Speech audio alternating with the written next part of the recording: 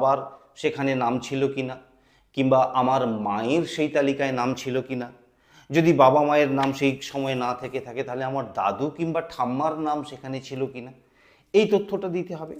সেই জন্য যদি প্রথমেই ধরে নিই, বাবা বললে অনেকটা জটিল হয়ে যায় বিষয়টা, মাকে দিয়েই বোঝাই।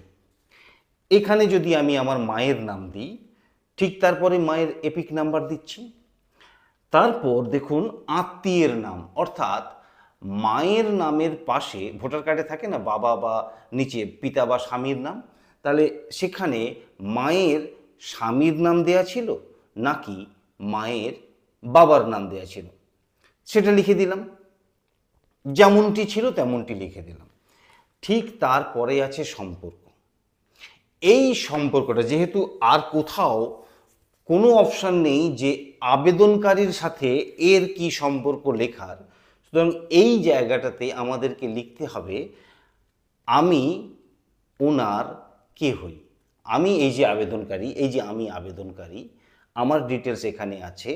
আমি অন্য কোনো একজনের, আমার বাবা অথবা মা, আমার দাদু অথবা ঠাম্মার ডিটেলস যে এখানে দিচ্ছি, সেটা মায়ের দিচ্ছি না ঠাম্মার দিচ্ছি, বাবার দিচ্ছি না দাদুর দিচ্ছি, যার দিচ্ছি তিনি, তার আমি কে হই।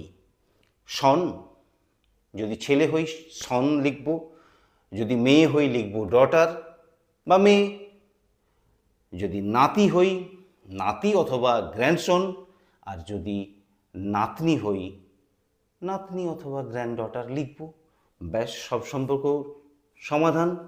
অনেকে তর্ক করবেন যে কেন এখানে এই যে আত্মীয়ের নাম, ওই আত্মীয়ের সাথে যার লিঙ্ক দিচ্ছি তার নামের মধ্যে কি সম্পর্ক, সেই সম্পর্কে জানার আমার প্রয়োজন নেই। আর আপনাদের একটা তথ্য দিয়ে রাখি, এটা বিএলও যখন অনলাইনে এন্ট্রি করবেন, সার্ভারে তুলবেন, সেখানে চারটে অপশান আছে।